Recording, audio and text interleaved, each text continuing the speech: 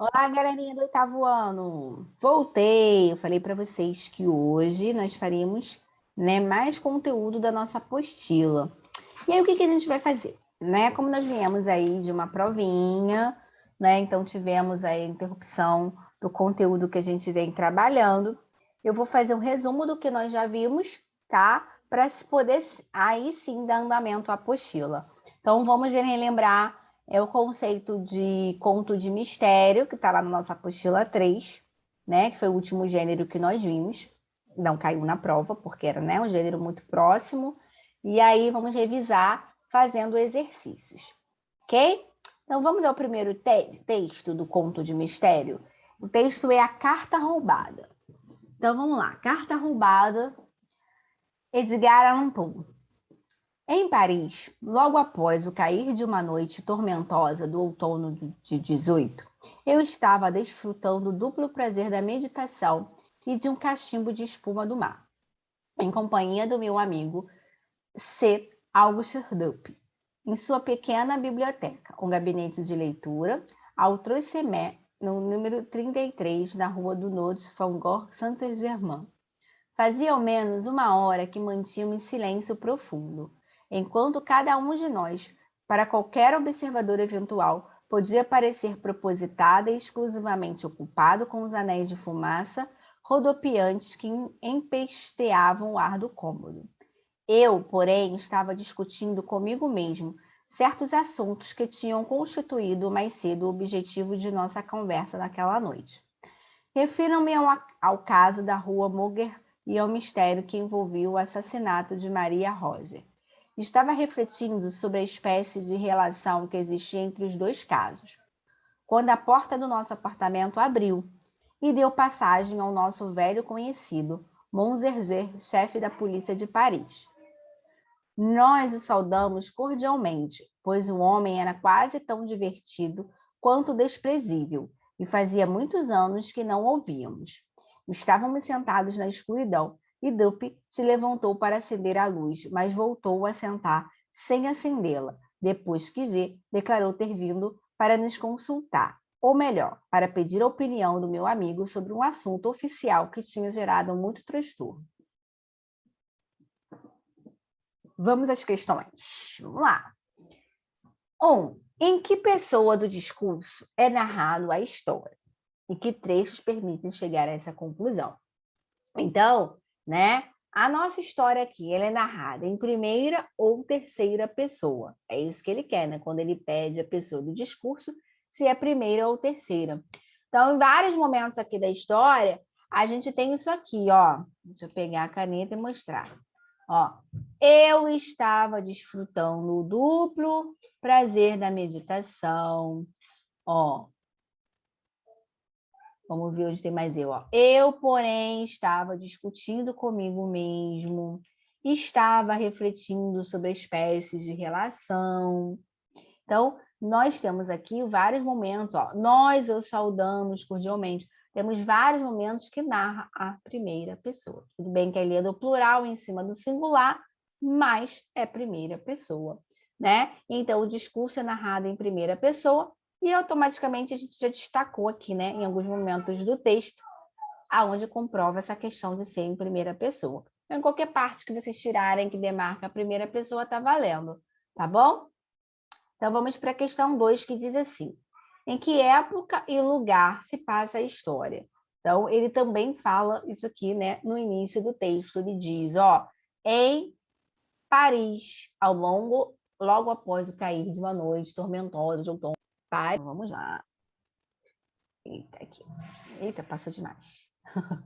Então, em que época e lugar? Em Paris. Ah, ele pede a época também, né? Vamos ver aqui. Se ele diz um ano, um século, ele fala só aqui numa noite do dia 18.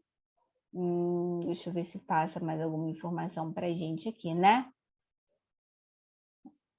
Eu estava desfrutando um cachimbo de espuma no mar na companhia do meu amigo, no gabinete de apartamento 33. Fazia ao menos uma hora, mantive o silêncio no profundo, enquanto cada um de nós, exclusivamente ocupado de anéis, eu, porém, tinha construído mais cedo o objetivo da conversa, quando o apartamento do chefe de polícia de Paris. desprezíveis muitos anos, quando desprezíveis e fazia muitos anos que não ouvíamos. Estávamos sentados na escuridão e Dup se levantou para acender a luz, mas voltou a sentar-se a acendê-la. Como está melhor, nananana. Bem, aqui ele não dá, né, uma precisão de data, né? Mas aqui ele nos demarca esse 18 com reticência, que é 1800 e alguma coisa, né? Ele não diz esse alguma coisa. Então, vocês vão colocar aí, né, por volta, por média de 1800, porque ele não diz exatamente quanto é esse 800. Nem ao longo do texto ele também não informa uma data precisa, ele só diz, né, que foi nessa noite de outono aí de 1800 e alguma coisa. Então é o que vocês vão colocar. O que vocês colocam então? Em que época, né? Vocês vão colocar que foi em 1800, sem ter essa questão dos 800. Então vocês vão botar por volta de 1800, tá? Ok? Em Paris. Copie palavras do trecho que caracterizam o lugar em que o narrador se encontra. Então, ele vai dizendo aqui, né? Eu estava desfrutando do duplo prazer da meditação, de um cachimbo de espuma do mar em companhia do amigo. Aí ele fala, ó, em sua biblioteca ou gabinete de leitura, ao TCM no número 33, na Rua do Nord, Faubourg Saint-Germain. Então, é aí que ele estava, né? Ele estava numa biblioteca ou gabinete de leitura, né? Ele não é meio específico. Na UTCM, no número 33, na Rua do Nord, Faubourg no Saint-Germain. Ok? Vou copiar o número 3. Nosso gabarito. A número 1 é narrada lá com o discurso em primeira pessoa. Tem alguns momentos, algumas passagens do texto. Época e lugar, em Paris, com ano não preciso, né? Por volta de 1800. E copiar o lugar que o narrador se encontra, uma pequena biblioteca, no gabinete de leitura, TCM, número 33, Rua do Nord, Faubourg Saint-Germain. Perfeito? Questão 4. Releia o texto. Em que trecho o narrador anuncia ao leitor que vai contar algo misterioso? Então, vamos ver aqui aonde que ele conta, né? Fazia ao menos uma hora que mantínhamos silêncio profundo, enquanto cada um de nós, para qualquer observador eventual, podia parecer propositado, exclusivamente ocupado com os anéis de fumaça rodopiantes que empesteavam o ar do cômodo. Eu, porém, estava discutindo comigo mesmo certos assuntos que tinham constituído mais cedo o objetivo de nossa conversa naquela noite. Refiro-me ao acaso, olha aí o que é, né? Ele pede para dizer o que vai acontecer, né? Aí ele fala aqui, ó. Refiro-me ao caso da Rua Morgui e ao mistério que envolveu o assassinato de Maria Roger. Estava refletindo sobre a espécie de relação que existia entre os dois casos, quando a porta do nosso apartamento abriu e deu passagem ao nosso velho conhecido Monserrat, chefe da polícia de Paris. Então, né, tá aqui a nossa resposta. Essa é a passagem. Copie palavras do trecho usadas para reforçar a atmosfera de suspense. Então, até aqui, ó, aqui mesmo tem, ó, a porta do nosso apartamento abriu e de passagem ao nosso velho conhecido, né, ao chefe. Isso aqui, né, é um ar de suspense. Tem também o da fumaça, cadê? Aqui, ó. Anéis de fumaça, rodopiante, que empesteava o ar do cômodo, também serve, né, dar um ar de suspense.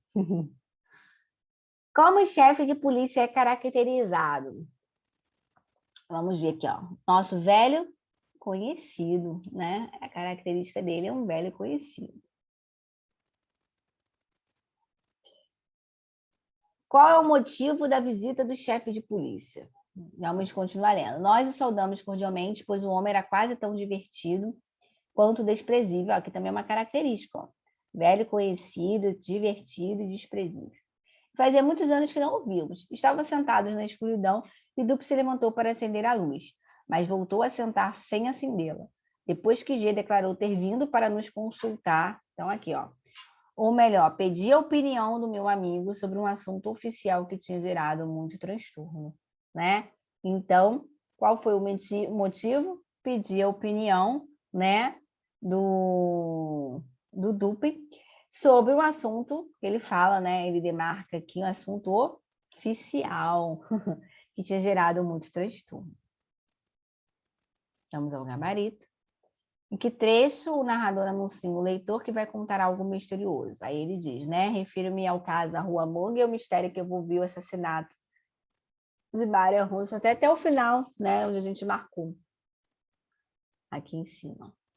Nós vimos a parte lá em cima.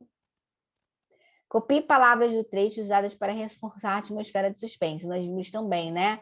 Nós vimos a parte em que a porta se abriu do apartamento, da fumaça, e serve esse aqui também, ó, da escuridão, sentados na escuridão também serve.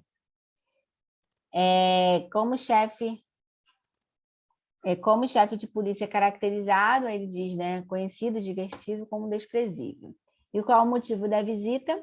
Pedir a opinião do amigo Augusto Damp sobre o assunto oficial que tinha gerado muito transtorno. Muito bem, né? Então, aqui temos agora um outro texto. Então, vamos lá. Esse é bem legal também. Ele é um pouquinho grande, tá, pessoal? Então, tem que prestar bem atenção na história. Um incrível enigma do galinheiro. Isso aconteceu numa época em que o grande detetive Sherlock Holmes estava aposentado e tanto esquecido. Em Londres, onde morava, ninguém mais o chamava para elucidar os mistérios. Conformava-se dizendo, não se fazem mais bandidos corno antigamente. Como? Aí tá corno, né, gente? Como antigamente. Meu tio Clarimundo, leitor das aventuras de Sherlock, foi quem decidiu contratá-lo, mas que não trouxesse seu secretário, Dr. Watson, que só servia para ouvir no final de cada caso a mesma frase, elementar Watson. Mas se trata de um caso tão insignificante, protestou mamãe. Insignificante, esse enigma está nos pondo malucos. Alguém andava assaltando o nosso galinheiro. A cada dia assumia uma galinha. Quem faria isso, estando a casa cercada de paredes de imensos edifícios? Não havia muro para saltar, nem grades para pular. E na casa só morávamos eu, meus pais, tio Clarimundo, a Noca, a velha empregada, um enigma muito enigmático, sim. Sherlock Holmes chegou e hospedou-se no quarto dos fundos. Ele, seu boné xadrez, seu cachimbo, lógico, e mais logicamente sua lupa, que aumentava tudo. Chegou anunciando, chamarei esta aventura, o caso das galinhas desaparecidas. Ou ficaria melhor, um incrível enigma do galinheiro. Ambos são bons, mas, na maior parte das vezes, o culpado é o mordomo, informou Sherlock. Onde está o suspeito? Não temos mordomo, lamentou tio Clarimundo. Então me levem à cena do crime. Levamos Sherlock ao quintal, pequeno e espremido entre os prédios. Ele tirou a lupa do bolso. Um palito ou folha de árvore examinava concentradamente. Depois tomava notas num caderno. Mas como a viagem o cansara, foi dormir cedo. Na manhã seguinte, minha mãe acordou com uma informação. Sumiu outra galinha. Esta noite dormirei no galinheiro. E dormiu mesmo, sentado numa poltrona. Desta vez eu acordei. Mr. Holmes, roubaram mais uma galinha. A notícia fez com que se decidisse. A história se chamará mesmo O Incrível Enigma do Galinheiro. Não estamos preocupados com títulos, rebateu meu tio, mas meu editor está. Nesse dia, consegui ler o caderno de anotações do detetive. Li nada, nada, nada. Um nada em cada página. Organizado, não? Também nesse dia, Sherlock telefonou a Londres para trocar impressões com o fiel Dr. Watson. Uma fortuninha em chamadas internacionais. E as galinhas continuavam desaparecendo. Apesar de Sherlock Holmes dormir no galinheiro, ele já andava falando sozinho. Nem sinal de gato, cachorro, raposa, gambá. Todo o meu prestígio está em jogo. Por fim, restou apenas uma galinha. À hora do almoço, o famoso detetive, sentindo-se velho e fracassado, sofreu uma crise, chorando na frente de todos. Nós nos comovemos muito com a situação. Um homem daqueles derramar lágrimas. Noca, então, deu um passo à frente e confessou. Eu que roubava as galinhas. Dava às famílias pobres de uma favela. Sherlock se enxugou imediatamente as lágrimas na manga do paletó. Já sabia. Fingi chorar para que ela confessasse. Então desconfiava de Noca? Perguntou o tio Clarimundo. Encontrei penas de galinha no quarto dela. Elementar Clarimundo. E o que dizem que comemos na penosa que resta no galinheiro? Não sei se foi escrito. O incrível enigma do galinheiro. Se foi, pobres leitores. Na verdade, eu que roubava as galinhas para dar aos favelados. Inclusive, quando o detetive dormia no galinheiro, Noca sabia disso e assumiu a culpa em meu lugar. Elementar Mr. Sherlock Holmes. Então, não foi a Noca que roubou as galinhas, tá vendo? Vamos às perguntas, então. Você sabe o que é enigma? Bem, resposta pessoal. E aí, pessoal, o que é um enigma? É uma coisa o quê? Difícil de ser desvendado, né? Isso é o enigma. Vocês gostam de enigma? Eu não gosto, não. Sou muito boa, não, para enigmas, não. B. Qual o mistério que trata o texto? Então, o texto trata sobre o quê? O próprio título já nos diz do que se trata, né? O triste, incrível enigma do galinheiro. Então, trata o quê? Do sumiço das galinhas, né? Cada dia sumiu uma galinha lá do galinheiro. C. Quais são os suspeitos desse crime? Bem, os moradores, né? A princípio, todos eles que moravam lá na casa estavam sendo suspeitos do crime. Você já tinha ouvido falar de Sherlock Holmes? Sim ou não? O que sabe sobre essa personagem? Se você já ouviu falar, você diz que sim, coloca o que você sabe, né? Se você ainda nunca ouviu falar, você coloca aqui não. Resposta pessoal. Aí, nosso gabarito, ó. Enigma é uma coisa difícil, né, de desvendar, mas você pode escrever com suas palavras. Na B diz qual o mistério que trata o texto, trata do sumiço das galinhas lá do galinheiro, né? Cada dia sumiu uma galinha. Por isso é que o detetive foi chamado para desvendar o mistério. Porque a casa não tinha como entrar ladrão, ele mesmo fala, né? Rodeado de prédio, não tinha grade para pular. Então, os suspeitos eram exatamente os moradores da casa. E, se você já ouviu falar em Sherlock Holmes, a resposta é pessoal também. Vamos para a próxima questão. Que diz: sobre os elementos da narrativa, pergunta-se: o narrador desse texto é? Quem é que conta a história? É o Sherlock Holmes? É o tio Clarimundo? É a Noca? É o sobrinho do tio Clarimundo? Ou o narrador não é personagem da história? Para a gente saber essa questão, a gente tem que voltar aqui no texto. Ó. Vamos, preste bem atenção. Isso aconteceu numa época em que um grande detetive, Sherlock Holmes, estava aposentado e um tanto esquecido. Então, a gente já sabe que não é ele, né? Em Londres, onde morava, ninguém mais o chamava para elucidar mistérios. Conformava-se dizendo, não se fazem mais bandidos como antigamente. Meu tio Clarimundo, então quem é que narra o texto? É o sobrinho do Clarimundo, né? Ó, meu tio Clarimundo, o leitor das aventuras de Sherlock, foi quem decidiu contratá-lo. Então, quando ele fala meu tio, é o sobrinho, né? Então, quem é que narra o texto? É o sobrinho do Clarimundo. Então, resposta D de dado. Muito bem. Sobrinho do tio Clarimundo. Essa foi fácil, né? Era só ler ali o início do texto que achava a questão. Então, pessoal, ficamos por aqui. Gostaram de revisar o conto de mistério? Muito bom, né? Essa do galinheiro também foi bem bacana.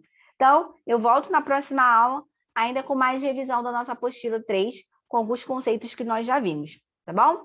Beijos, até a próxima. Bye!